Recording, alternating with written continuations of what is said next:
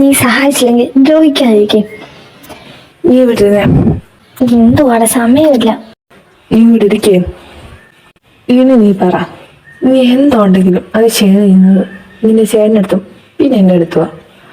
അപ്പോൾ ഈ കാര്യം നീ എൻ്റെ അടുത്ത് തുറന്നു പറ. നിനക്ക് എന്തുകൊണ്ടാണ് അളിയനെ ഭർത്താവായിട്ട് കാണാൻ പറ്റാത്തത്?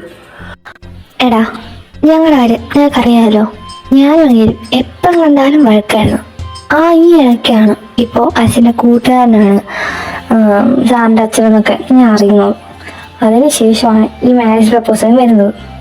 അതിന് മുമ്പേ ഞങ്ങൾ എങ്ങനെയാണെന്നൊക്കെ അറിയാമല്ലോ. എന്ത് പറഞ്ഞാലും തൊട്ടിനെ പിടിച്ചതിനെ എല്ലാം അടി. അങ്ങനത്തെ ആൾക്കാർ കേട്ടിയാ എങ്ങനെ ഇരിക്കടാ? എടി, ഇതാണ് നിന്റെ പ്രോബ്ലം. അപ്പോൾ ഇങ്ങനെ തോന്നാനാണെങ്കിൽ അത് അളിയനും തോന്നേണ്ടേ അല്ലേ? അതായത് നിനക്കിങ്ങനെ ഓക്വേർഡ്നെസ് ഉണ്ടെങ്കിൽ അത് അളിയനും തോന്നത്തില്ലേ? തോന്നുമായിരിക്കും. എന്നിട്ട് അളിയൻ സമ്മതിച്ചല്ലോ. അളിയന് വേറെ കുഴപ്പമൊന്നുമില്ലല്ലോ. എടാ, എനിക്കെന്തോ ഞങ്ങൾ തന്നെ എങ്ങനെ വർക്കൗട്ട് ആവും? അയ്യേ, അതൊന്നും എനിക്കറിയാൻ പാടില്ല. അതൊക്കെ അളിയൻ തെറ്റി ചോദിച്ചോ? അളിയന് ലുക്കില്ലേ? ഉണ്ട്. എന്താണ് അങ്ങനെ ഒരു കുറവ്? അത് നീ പറഞ്ഞ. കുറവൊന്നുമില്ല, പക്ഷെ എന്തോ എന്റെ മനസ്സുകൊണ്ട് എനിക്ക് അങ്ങോട്ട് പൊരുത്തപ്പെടാൻ പറ്റുന്നില്ല. പാവല്ലേ അളിയൻ. അങ്ങേർക്ക് നിന്നെപ്പോലെ ഒരാളെ കിട്ടുന്നത് തന്നെ അങ്ങേര് കഴിഞ്ഞ വലിയ സെറ്റ് കാരണമാണ്. അതുകൊണ്ട് എൻ്റെ മോള് ധൈര്യത്തിൽ ഈ കല്യാണം മുടക്കരുത്. അവർ രണ്ടും കൂടെ എന്നെ പഞ്ഞിക്കരുടെയും കുറച്ച് നാളും കൂടെ ജീവിക്കണം. അതുകൊണ്ടാണ്. പിന്നെ നീ പറഞ്ഞ സാധനമൊക്കെ എനിക്ക് മനസ്സിലായി. അത് മാറും എന്ന ക്ലീശയിലൊന്നും ഞാൻ അടിക്കുന്നില്ല. നീ ട്രൈ ചെയ്ത് നോക്ക്. ഇപ്പോൾ വർക്കൗട്ട് ആയില്ലെങ്കിൽ നമ്മളെല്ലാം ഇവിടെ തന്നെ ഉണ്ടല്ലോ.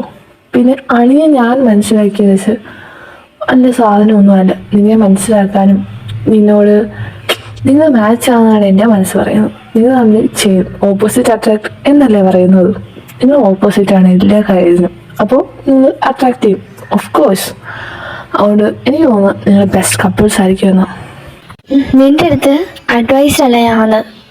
എന്നെ ഹെൽപ്പ് ചെയ്യാൻ പറ്റുമെന്ന് ചോദിക്കാൻ വേണ്ടിയിട്ടാണ്. നിനക്ക് താല്പര്യമെങ്കിൽ ഇറ്റ്സ് ഓക്കെ, ഞാൻ പോകും, അത്രേ ഉള്ളൂ.